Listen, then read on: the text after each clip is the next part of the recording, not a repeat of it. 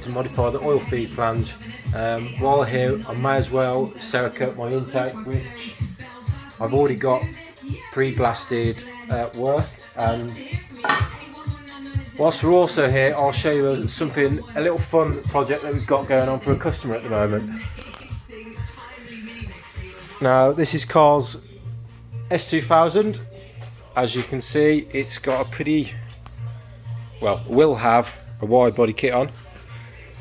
We've done a few bits to this. We've done a nice little, I say little, exhaust on it, complete front to back, including some pie. We all love pie. And obviously, if you know me, Carl hasn't seen these yet, but yeah, they're done. It's powered by an LS. Now, this is a factory LS2. As far as I'm aware, Carl hasn't modified it, so it's just a stock motor with a big Borg Warner S475 turbo.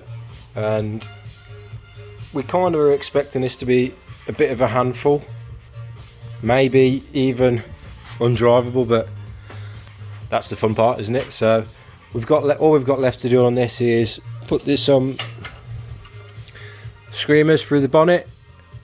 Just waiting for a few laser cut items for that, and we've already got mounted the Mishimoto intercooler, and somehow we've got to fit a rad and oil cooler in here too, but we'll get that done soon and back to Carl so he can have some fun.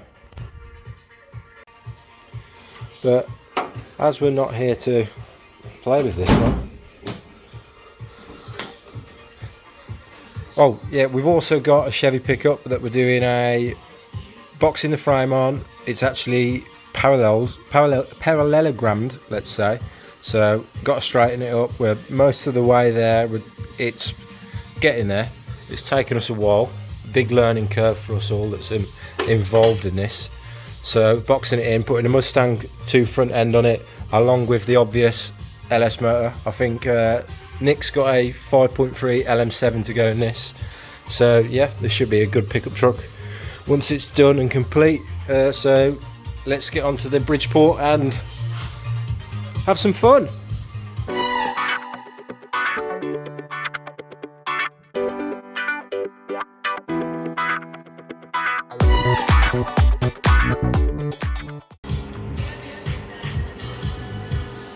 And there we go. The modified oil adapter flange is ready to go. Also, if anyone's ever having to paint tubes, the best thing to do I've found for doing this sort of thing is asking the local council to borrow the good old traffic cone. Now, if any of you are familiar with the Cerakote air drying range, this stuff is absolutely horrible in the air.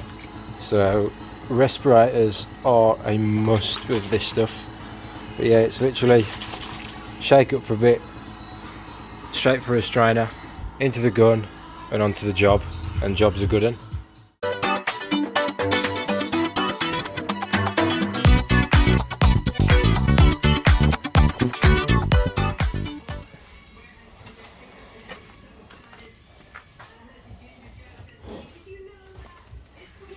And you can see this stuff is applied with a pretty wet finish, but once it's dried it will be a nice flat satin colour, and we'll come back tomorrow.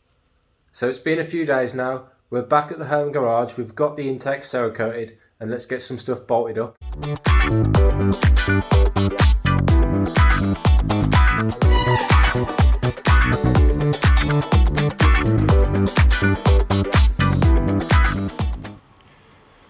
Another thing to note about the new TurboSmart Gen V range is that all of the flanges from the previous iterations of the products are interchangeable. So all I've had to do is literally take the old blow valve off and put the new one on, and it just fits perfect and looks absolutely killer against the black Cerakote.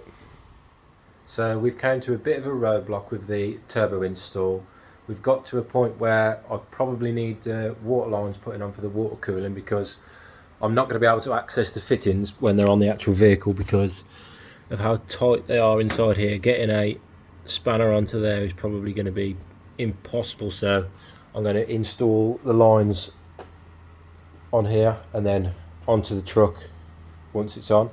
But then I've also came across something else, is the fact that the exhaust flanges are a different size, but I kind of anticipated that. But I ordered this off Turbo Zentrum in Manchester, but internal diameter is correct, but external diameter not a chance, so gonna have to modify the exhaust as well. But yeah, we'll have to wait for another day, so we'll come back and resume this video once I've got parts, and yeah, we'll see you soon. We're back in the garage after a couple of days waiting for parts. We've received the new turbo guard for the Garrett, and I should by this afternoon have the AN water lines, but I've decided I'm going to go ahead and mount the turbo anyway. But for the moment I'm going to show you the new fancy colourway for the turbo guard. It seems to be infused with glitter, so normally I would have gone for black, but this fancied my eye. But it should work well, do the job, and look quite cool. But yeah, let's get this mounted.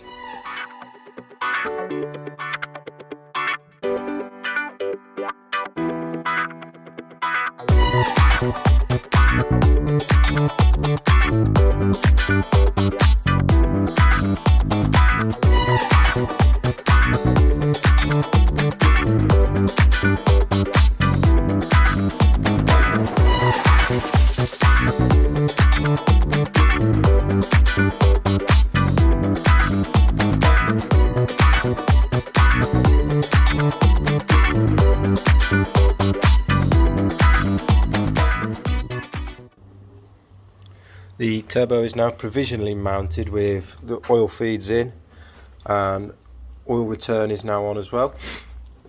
What I've also realised I'm probably going to have to do is switch to a bellows silicon coupling down there, just to give me a bit of wiggle room. Other than that, it looks great. I haven't bolted up the support from the engine block yet to stop it drooping under thermal expansion, so that'll be done at the end. Fingers crossed everything else is going well.